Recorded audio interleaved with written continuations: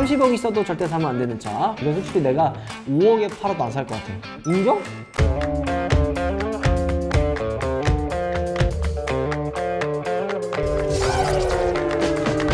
우하 여러분 안녕하세요, 한성훈입니다. 자, 오늘 여러분들께 또 엄청난 특별한 차를 한번 보여드릴까 하는데요, 바로 그 주인공은 전 세계에서 딱 18대밖에 없는 벤틀리 마루트를 한번 보여드리도록 하겠습니다. 야, 근데 사실 우리나라에서 벤틀리의 이미지가 좀 많이 안 좋아지지 않았나? 약간 좀 불법적인 일을 하는 사람들이라든지 뭔가 좀 문신 약간 이런 게 되게 있었죠.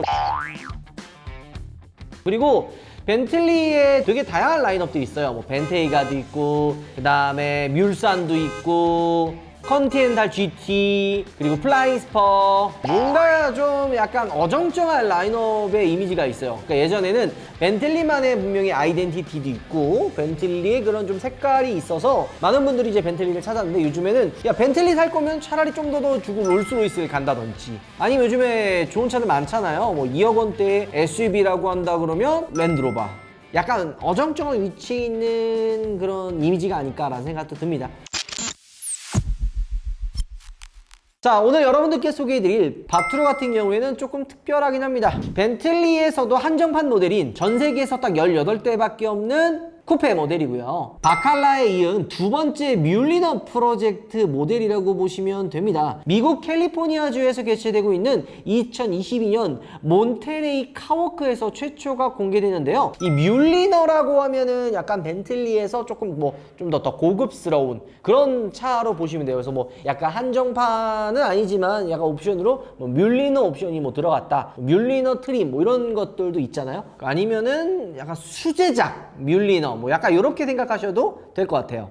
바투르 같은 경우에는 벤틀리의 이제 비스포크 부서, 요게 비스포크 코드 약간 그런 거 있잖아요. 뭐 특별한 옵션들, 요거 벤츠로 따지면 인디오더, 롤스로이스도 비스포크 있죠. 비스포크 부서이자 코치빌더인 뮬리너의 장인들이 만들어 놓은 차량입니다. 자, 여기서 보면 비스포크 부서, 뭐 뮬리너 장인들 이런 걸 보면은 하나부터 10까지 그냥 다 오너들의 취향에 맞게 만들어 준다는 거죠. 18대밖에 안 맞는다 그러면은 가격이 엄청날 거라는 생각이 드는데요. 보통 벤틀리가 한 3억 원대에서 4억 원대, 비싸도 5억 원대에서 정도 출시를 하잖아요. 근데 이 바투르 같은 경우에는 무려 200만 달러, 기본 가격이 200만 달러입니다. 하나로 따지면 26억 7천만 원의 가격을 보여주고 있는데요. 그럼에도 불구하고 18대가 한 번에 완판이 됐습니다. 근데 이게 사실 완판이 있다라고 하기 좀 웃긴 게, 기존에 벤틀리 초 VVIP들에게 먼저 오퍼를 했고 이제 구매하실 건지 안 할 건지를 여쭤본단 말이에요. 근데 보통 이제 초 VVIP 분들 같은 경우에는 이런 한정판들을 좋아하고 또 컬렉션 분들이 많기 때문에 그냥 오퍼를 하는 것만으로도 그냥 바로 구매를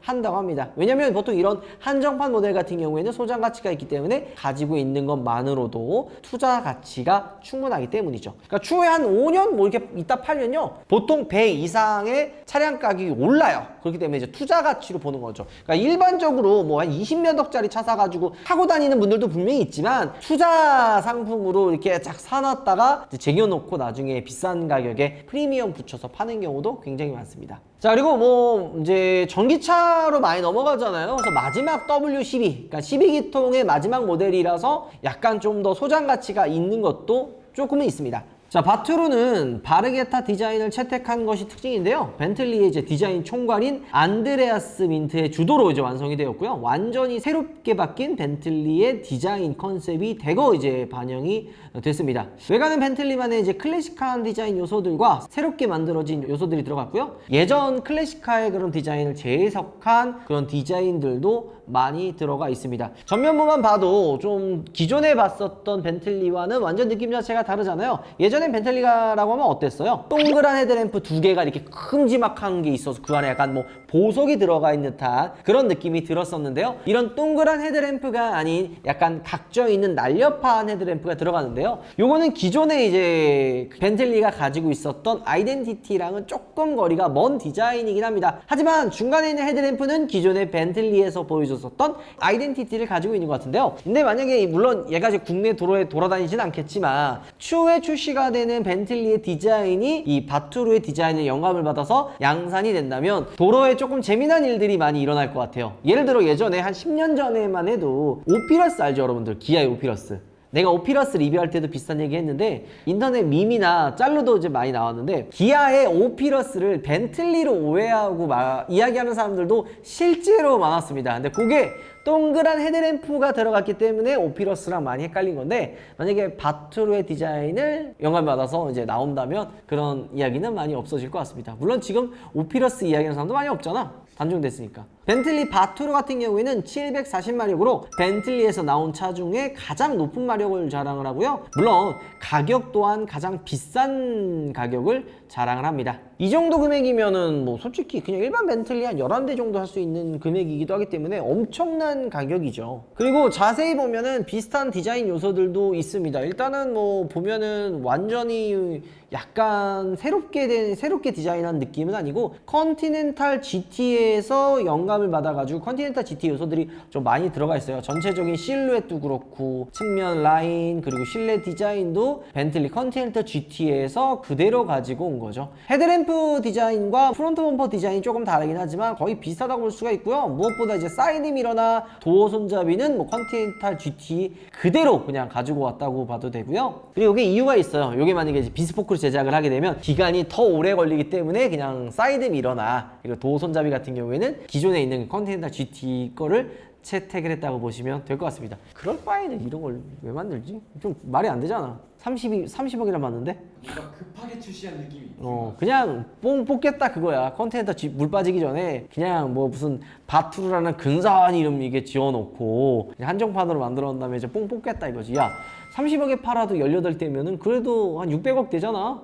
할만하지. 전면부의 그릴은 조금 더 현대적으로 재해석한 디자인이 들어갔는데요. 기존의 컨티넨탈 GT보다는 라디언트 그릴의 위치가 조금 더 밑으로 내려가 있고요. 그리고 이제 그릴에 보면은 약간 좀 이제 오렌지 컬러로 이렇게 투톤으로 이렇게 들어가 있잖아요. 이 문양이 시트에도 그대로 적용이 되어 있습니다. 그러니까 자수로 약간 박혀 있는 거죠. 그런 느낌들도 굉장히 예쁘다고 할 수 있고 원래 그 컨티넨탈 GT가 GT카로 그냥 장거리 주행을 해도 편안하게 탈 수 있는 차로 만들어져 있잖아요. 그렇기 때문에 이번에 바투르 역시도 그런 GT카의 성향을 그대로 가지고 있죠. 자, 재미난 부분이 아까 얘기했던 대로 내가 하나부터 10까지 다 커스텀이 가능하다고 했잖아요. 센터 페시아에 있는 모두 변경 다이얼이 18K 금으로 제작이 되어 있고요. 스티어링 휠 센터에 있는 금색 띠 역시도 18K 금으로 되어 있습니다. 공조기 부분에 오르간 버튼이 있어요. 요거 이제 3D 프린팅으로 18K 골드로 커스텀이 또 따로 가능하다고 합니다. 자, 바투르는 W12 엔진으로 20년 동안 이게 만들어져 왔던 엔진이거든요. 이전까지 벤틀리에서 보여줬었던 W12 요거 엔진을 개량을 해서 만들어졌고요. 연비는 25% 향상, 마력은 40% 정도 더 높아졌다고 합니다. 브레이크는 이제 프론트에 이제 포피가 아닌 CP 브레이크, 리어에는 포피 브레이크가 탑재가 되어 있고요. 피렐리에서 만든 이제 타이어와 22인치 휠이 들어갑니다. 디자인을 놓고 보면은 사실 뭐 좀 독특하다고 할 수가 있죠. 원래 벤틀리가 아기자기하고 고급스럽고 럭셔리한 느낌이 굉장히 많이 드는데 지금 이 바투르 같은 경우에는 나름 스포츠카 같은 그런 디자인을 좀 가지고 있습니다. 그냥 이거를 누가 30억 주고 사겠냐라는 생각도 들고 페이스리프트의 느낌도 나고 그냥 딱 봐도 한 5억이나 6억 정도에 팔아도 될 거건데 그걸 무슨 18억이나 주고 팔고 있냐. 금이 문제야, 금이. 그래네. 금이 문제네. 18대가 판매가 됐지만 우리나라에는 아무래도 들어오지는 않을 것 같습니다. 그지? 안 들어올 것 같아요. 네, 근데 이거를 30억 주고 산 사람이 있을까? 이거 돈 주고 이만한 살만한 사람이 없는 거지. 이거 누가 이걸 내가 돈이 많아도 안 사겠다. 여러 가지 이유가 있겠죠.